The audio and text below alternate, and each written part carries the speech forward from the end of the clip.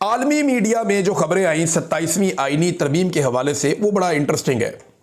Financial times ने अपने इदारिया में एक बात की तंबीह भी की। उन्होंने कहा जी फील्ड मार्शल आसिम मुनीर के रवैये और पॉलिसियों के नतीजे में पाकिस्तान का हाल मिस्र जैसा हो सकता है, जहां फौज की बालादस्ती तो है मगर मईशत और मुआशरा जमूद का शिकार है, बर्बादी का शिकार। इसी तरह अगर आप बैनुल अक़वामी अखबारात देखें तो दुनिया भर का जो मीडिया है वो इसको आसिम मुनीर साहब को बहुत ज़्यादा पावर्स देने के तौर पे रिपोर्ट कर रहा है। द न्यूयॉर्क टाइम्स इसको रिपोर्ट करता है कि Pakistan army chief gets expanded powers and life long immunity, कि बहुत ज़्यादा ताकतें उनको मिल गई हैं और उनको सारी ज़िंदगी के लिए एक इस्तिस्ना भी मिल गया है। ये पूरी दुनिया में कोई फ़ख्र की बात नहीं है। आप अरब न्यूज़ पे जाएं, ऐसी रिपोर्ट कर रहे हैं। द गार्डियन इसको रिपोर्ट कर रहा है, Pakistani parliament votes to give army chief new powers and legal immunity. यानी ये तो बहुत ताकतवर हो गए ना, तो आर्मी चीफ को इतनी ताकत देने का मकसद क्या है? यानी आप नए हथियार दे देते हैं फौज को, उससे फौज ताकतवर होती है। आर्मी चीफ को इम्यूनिटी देने का मतलब यह है कि अब शायद मौजूदा आर्मी चीफ को यह लगता है कि जैसे एक फौज के अंदर पुरानी एक रवायत आ रही है कि वो अपने रिटायर होने वाले आर्मी चीफ को कुछ भी नहीं होने देते, शायद वो रवायत टूट जाए आसिम मुनीर के मामले में। और कल साबिर शाकिर भाई एक क्लेम कर रहे थे कि शायद इनका ये वो सिपह सालार हों जिनका कोर्ट मार्शल गालिबन हो जाए, इस तरह वो बात कर रहे थे। तो मुमकिन है ये हो जाए, क्योंकि साबिर भाई ने बड़ा लंबा अरसा एस्टेब्लिशमेंट को कवर किया है, वो जानते हैं बहुत सारी चीज़ें। और ये जो एक बड़ी पावर हासिल की है, यानी 8 साल का टन्योर हो जाएगा जो इन्होंने अपने आप का सिस्टम इन्होंने बनाया, और अगर उसके बाद दोबारा एक्सटेंशन लेते हैं तो 13 साल का हो जाएगा। लेकिन यहाँ किसी ने कल नहीं देखी, आज की रात नहीं देखी, कल की सुबह नहीं देखी, तो वो कैसे ये कह सकता है कि वो इतना लंबा टाइम निकालेगा? ये तो मेरा रब जानता है कि कौन कहाँ रहेगा और कितना लंबा टाइम निकालेगा। नाज़रीन, एक खौफनाक इंसिडेंट हुआ खैबर पख्तूनख्वा में, बहुत सारे लोग इसको रिपोर्ट कर रहे हैं, MNAs इसको रिपोर्ट कर रहे हैं जो वहाँ के मकामी हैं, जो लोग गए और जाकर वो मिले ज़ख्मियों से वो भी रिपोर्ट कर रहे हैं कि खैबर पख्तूनख्वा में 2 ड्रोन हमले, कुछ लोगों का ये दावा है कि 2 ड्रोन हमले हुए।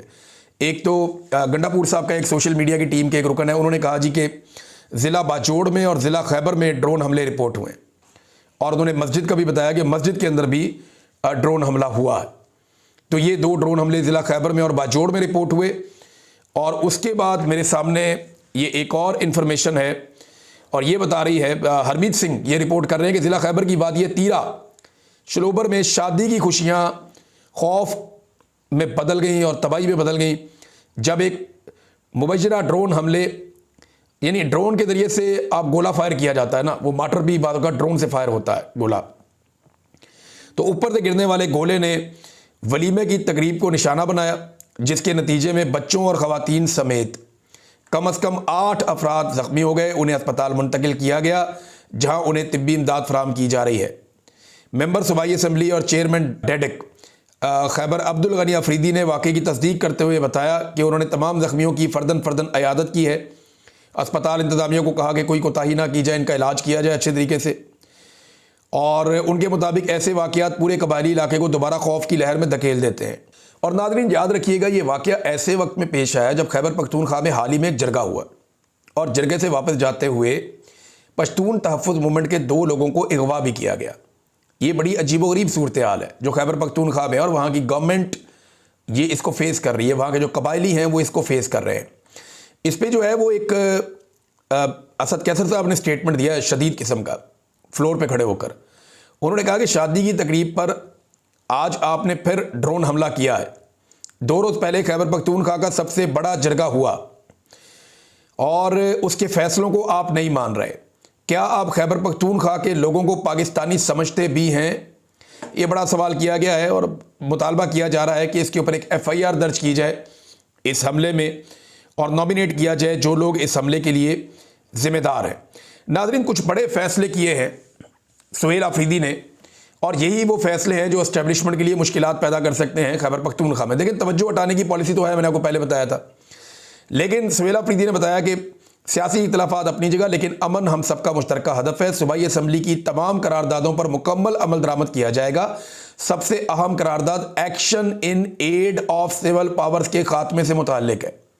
ये जो action in aid of civil powers है, ये वो कानून है जिसके तहत खैबर पख्तूनख्वा के अंदर फौज मिलिट्री ऑपरेशंस करती है।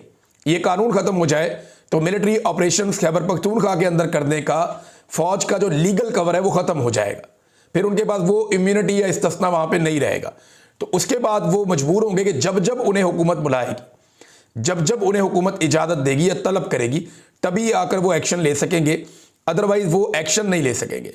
और उन्होंने कहा कि ये इसलिए खत्म करेंगे कि ये बुनियादी इंसानी हकूक के मुनाफी है। फिर 9 मई रेडियो पाकिस्तान हमले की तहकीकात के लिए इंक्वायरी कमीशन कायम किया जाएगा और तमाम शवाहिद CCTV फुटेज समेत उसके अंदर जमा करवाए जाएंगे और काबीना को रिपोर्ट भी पेश की जाएगी कमीशन की जानिब से। फिर उन्होंने कहा जी कि एक और बड़ी इंपॉर्टेंट चीज़ की सुहेल अफरीदी ने, ये एक बड़ा इनिशिएटिव है जो उन्होंने लिया कि सूद से पाक खैबर पख्तूनख्वा मौजूदा हुकूमत की अव्वलीन तरजीहात में शामिल है। हम खैबर पख्तूनख्वा को सूद के नासूर से पाक करने के लिए पॉलिसी बना रहे हैं और इस्लामिक इन्वेस्टमेंट मुतारिफ करवाएंगे। अब इसमें जो है वो हदायत जारी कर दी वज़ीर आला ने। मुजम्मल असलम बताते हैं कि उन्हें यह टास्क दिया गया कि सूद के निज़ाम के खात्मे के लिए पॉलिसी बनाएं। सूद का अल्लाह और अल्लाह के रसूल सल्लल्लाहु अलैहि वसल्लम के खिलाफ ये जंग के मुतरादिफ है। हम इस्लामिक इन्वेस्टमेंट ला रहे हैं और इंशाअल्लाह सूबे को सूद के नासूर से पाक करेंगे। ये सुहेल अफरीदी ने काबीना के इजलास में गुफ्तगू की है। अच्छा, ये अब एक बड़ी एक्टिविटी है पाकिस्तान में। अगर ये होती है तो फिर बाकी सूबों के ऊपर भी दबाव बढ़ेगा, क्योंकि सूद के मामले में पाकिस्तान के जो उलमा इकराम है वो भी बड़े हसास हैं।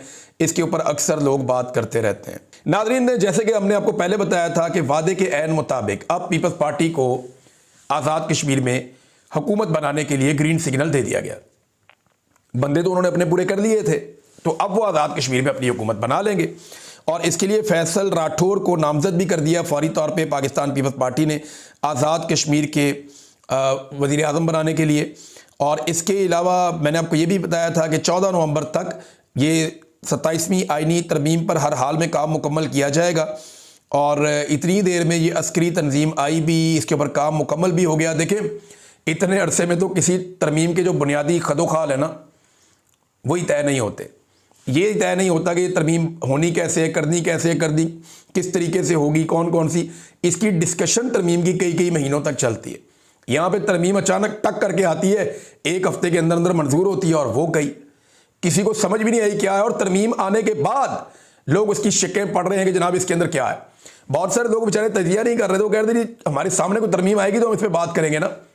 तो ये तो अंडरस्टूड था कि तरमीम ने करना क्या है, कि आर्मी चीफ को ताकत देनी है। तरमीम ने एक्चुअली तो ये करना है। दूसरा, अदलिया को मुकम्मल कंट्रोल करना है, ये भी होना था, वो भी हो गया। तीसरा, हुकूमत को जो नाजायज़ हुकूमत है उसको आगे बढ़ाना है। मिसाल के तौर पर तरमीम में किसी को क्या मिला, ये सबसे इंपॉर्टेंट क्वेश्चन आपके दिमाग में होना चाहिए। तो देखें ना, तरमीम के बाद बदला क्या पाकिस्तान में। नंबर 1 चीज़ जो बदल गई वो फील्ड मार्शल आसिम मुनीर ने बेशुमार इख्तियारात हासिल कर लिए। नंबर 2, पाकिस्तान की अदलिया हमेशा के लिए एस्टेब्लिशमेंट और हुकूमत के मुकम्मल तौर पर ताबे हो गई। नंबर 3, जो जरदारी ने उम्र भर का एक तहफ़्फ़ुज़ हासिल कर लिया आइन में। नंबर 4, जाली हुकूमत को टूल देने का मुकम्मल बंदोबस्त कर लिया गया। ये चीज़ें हासिल की ना तरमीम से, लेकिन इस तरमीम से आम आदमी को क्या मिला, क्या फ़ायदा हुआ? फ़र्ज़ करें क्या कोई शख्स पाकिस्तान में गुर्बत की लकीर से ऊपर आया इस तरमीम के बाद? आधे के करीब पाकिस्तानी जो हैं वो गुर्बत की लकीर से नीचे, उन्हें तो कोई फ़र्क नहीं पड़ा। क्या बच्चों की तालीम और सेहत पर कोई फ़र्क पड़ा? क्या पाकिस्तान में नाइंसाफ़ी बंद हुई इस तरमीम के बाद? क्या महंगाई में कोई कमी होने जा रही है इस तरमीम के बाद? क्या पाकिस्तान की गिरती हुई मईशत इस तरमीम के बाद बेहतर होने जा रही है? क्या सरमायाकार और सयाह भागे भागे पाकिस्तान का रुख करेंगे अब? ऐसा तो कुछ भी नहीं हो रहा और ना होगा इस तरमीम के बाद। क्या रोज़गार की सूरत हाल बेहतर होगी? कोई नहीं। देखिए, ये अपनी तरमीम पे कैसे अमल दरामद करते हैं। कभी ना आप आइन को पढ़ें। आइन के जो पहले 40 आर्टिकल है ना, वो पाकिस्तानियों के बारे में, पाकिस्तानियों के हुकूक के बारे में, जो पाकिस्तानियों को पाकिस्तान का आइन, आम पाकिस्तानियों को जो हुकूक देता है हर शहरी को, उसके बारे में आइन के पहले 40 आर्टिकल हैं। आप उन्हें कभी पढ़ें। उनके ऊपर तो आज तक अमल दरामद नहीं हो रहा। आइन बने हुए लगभग 50 साल से जायद हो गए। 73 में आइन बना था, 2023 में 50 साल हो गए। 50 साल हो गए एक आइन को बने हुए और आज तक जो उसका हिस्सा आम आदमी से मुताल्लिक है उसके ऊपर अमल दरामद नहीं हुआ। लेकिन आप गौर करें कि एक आइनी तरमीम को हुए अभी 12 घंटे मुकम्मल नहीं हुए और फौरी तौर पे आइनी अदालत के जजों से हलफ भी ले लिया गया। अशराफिया अपने लिए कितनी रफ्तार से काम करती है, आप इसका अंदाज़ा लगा लीजिए। ये आपके सगे कभी नहीं हो सकते। आपको अपना हक खुद लेना पड़ेगा और एक दिन आप लेंगे। मैं जानता हूं हर एक की एक लिमिट होती है बर्दाश्त करने की, और इस अंधेरे से बहुत बड़ी रोशनी निकलेगी। अब तक के लिए इतना ही। अपना ख्याल रखिएगा, अपने इस चैनल का भी। अल्लाह हाफिज़।